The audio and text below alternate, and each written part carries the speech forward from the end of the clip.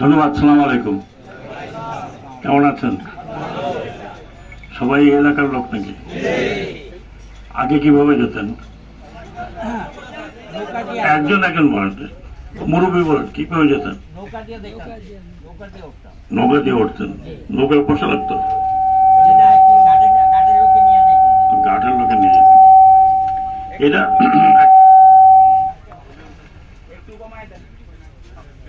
আপনাদেরকে অনেক অনেক ধন্যবাদ এবং আসসালামু আলাইকুম। আসরের থেকে কিছুক্ষণ পরে মাগরিব হবে, তো বেশিক্ষণ কিছু বলার নেই। এই নিয়ে আপনাদের উপজেলায় 4টা ঘাট আমরা বসালাম। একটা মেইন বেতুয়া, আজকে ওপেন করলাম বেতুয়া টার্মিনাল ভবন, অত্যন্ত সুন্দর, আপনারা দেখতে যাবেন। আপনাদের এই অঞ্চলে এটা দেখার মতো একটা টার্মিনাল ভবন। যাবেন, নিশ্চয়ই যাবেন, যদি ওই দিক থেকে যান। যদি ওদিকে যাওয়া আপনাদের হবে না। এখানে আমাকে বলা হলো ঢাকার থেকে একটা লঞ্চ আছে আর বাকি লোকাল লঞ্চ আছে। তাহলে আপনাদের এই ঘাটটা অনেক আগে হওয়ার কথা ছিল, কিন্তু হয়নি, হয়তো কেউ খেয়াল করেনি বা কারোর তেমন খরচ পড়েনি। আমি যখন শুনলাম, দিগন্ত মহোদয় আমার পেছনে দাঁড়ায় আছেন, আমি যখন গত জানুয়ারিতে আসলাম, জানুয়ারি মাসে, তখন উনি আমাকে বলেছিলেন যে গাছের খাল বলে একটা জায়গা আছে, এখানে লোকজন নামে পানির মধ্যে দিয়ে যায়, খুব অসুবিধা হয়। আমি জিজ্ঞেস করলাম যে এখানে লঞ্চ পেয়ে কিনা। উনি বললেন হ্যাঁ, তেঁতুলিয়া নদী। আমার আইডিয়া ছিল না যে তেঁতুলিয়া নদীর এদিকে লঞ্চ আসে। আমি সবসময় ভাবতাম যে ওই একটাই মেইন লঞ্চ ঘাট যেখান থেকে আসে। যদিও আমি এই এলাকায় আমার তেমন ইয়ে না, এই এলাকায় আমার শ্বশুর বাড়ি। শ্বশুর বাড়িতে জামাইরা তো সহজে আসে না। আপনারা সবাই আমার শ্বশুর বাড়ির লোক, আর শ্বশুর বাড়িতে সহজে জামাই আসে না, খুব কষ্ট করে আনতে হয়। আপনারা জানেন তাদের মেয়ে আছে। তো আমি আসছি এর আগে, আমি যখন ইলেকশন কমিশন ছিলাম তখন 2বার করে আসছি। আমার মিসেস কয়েকবার আসছেন। তো এবার উনিও আসছেন, ওনার বড় বোন বিদেশ থেকে আসছেন। সেই সুবাদে আমি ডেট রেখেছি যে এই তারিখে আমি যাবো, সেই তারিখে আমি গাছের খাল দেখবো। না দেখে একটা জায়গা করলাম, জায়গাটা দেখলাম না। আপনাদের জন্য অনেক অনেক শুভেচ্ছা। যেমন আমি বলেছি, এই উপজেলার 4টা অত্যন্ত দর্শনীয় দেখার মতো একটা টার্মিনাল ভবন হয়েছে ওখানে, লঞ্চঘাট। আপনারা সেটাকেও দেখে রাখবেন, এটাকেও দেখে রাখবেন। এটা কিন্তু আপনাদের জন্য। আপনাদের এটা যদি কেউ নষ্ট করে, কেউ রং উঠায়, কেউ যদি ভালোভাবে ব্যবহারটা না করে, তাহলে এটা আপনাদেরই ক্ষতি হবে। কারণ আমরা তো বারবার আপনাদেরকে করবো না। অন্তর্বর্তীকালীন সরকারের সময় আমরা চেষ্টা করেছি যে প্রত্যন্ত অঞ্চল, বিশেষ করে আমি চেষ্টা করেছি প্রত্যন্ত অঞ্চল যেগুলোকে আমি চিনি, যেখানে যোগাযোগ ব্যবস্থা খুবই খারাপ, সেই জায়গাতে কিছু যোগাযোগের উন্নতিকরণ। আর আপনাদের যদি উন্নতি না হয়, অন্তত যোগাযোগের ক্ষেত্রেও যদি আপনারা সঠিক মতো যেতে না পারেন, তাহলে দেশের উন্নয়নের তো কোনো মানে হয় না। আমরা ঢাকায় বসে যতই আমরা মডার্ন চিন্তা ভাবনা করি, কিন্তু আসলে আমাদের যে সরকারের যেটা করা উচিত, আমরা তো অল্প দিনের জন্য আসছি, কিন্তু আগামী সরকারের জন্য আমার একটা আবেদন থাকবে যে আপনারা পরিকল্পনাগুলো এই গ্রাউন্ড থেকে করেন, একদম যেটাকে বলে একবারে নিচের থেকে পরিকল্পনাটা করেন, উপরের দিকে আসেন। এই গ্রামে যেমন কি লাগবে, এই রাস্তাটা কি হওয়া উচিত, হ্যাঁ, রাস্তা কত ভালো করা দরকার, এখানে কয়টা লঞ্চ থামে, কতগুলো লোক যায়, কতগুলো মালামাল পারাপার হয়। আপনাদের এখানে নিশ্চয়ই আমাকে এখানে বললেন যে অনেক তরমুজ এবং শশা, ধান এগুলো হয়, কাজে এগুলো এখান থেকে নিশ্চয়ই অন্য চারিদিকে যায়।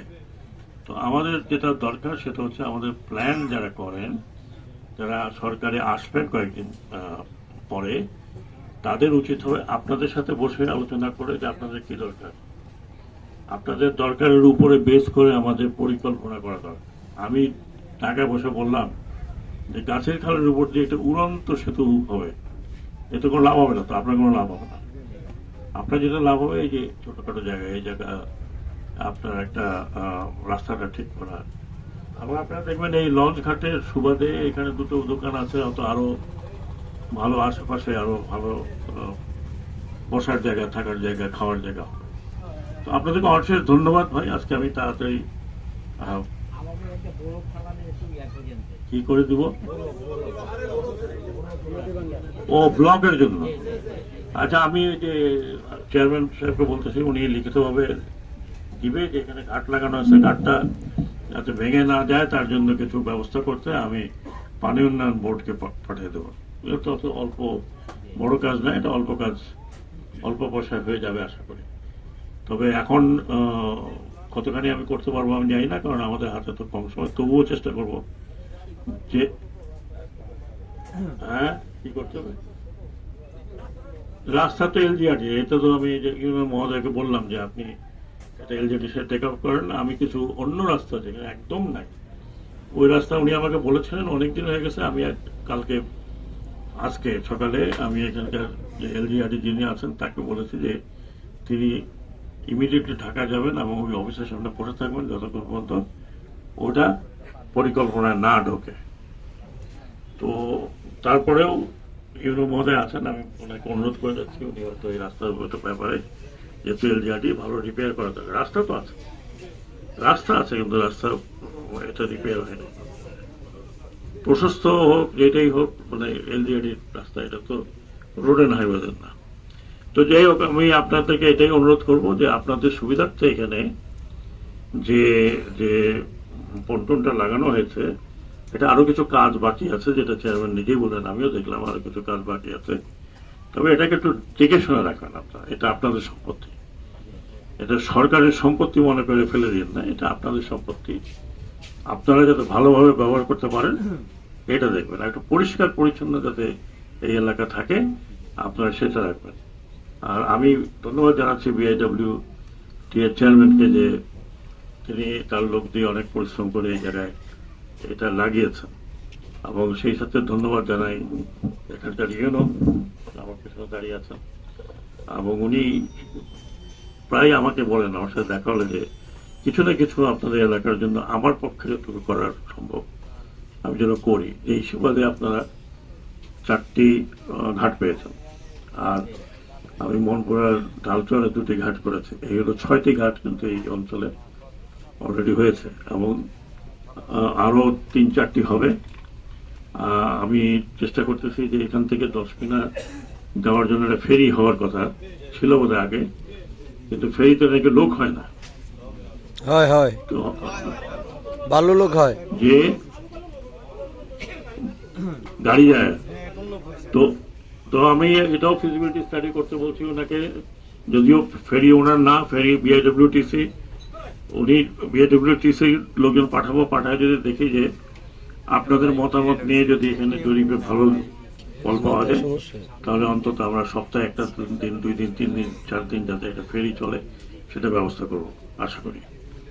তো আপনারা দোয়া করেন, ইনশাল্লাহ আমার জন্য দোয়া করবেন যাতে আল্লাহ সুস্থ রাখে, ভালো রাখে। আমিও আপনাদের সুস্থতা কামনা করি। আসসালামু আলাইকুম, আল্লাহ হাফেজ।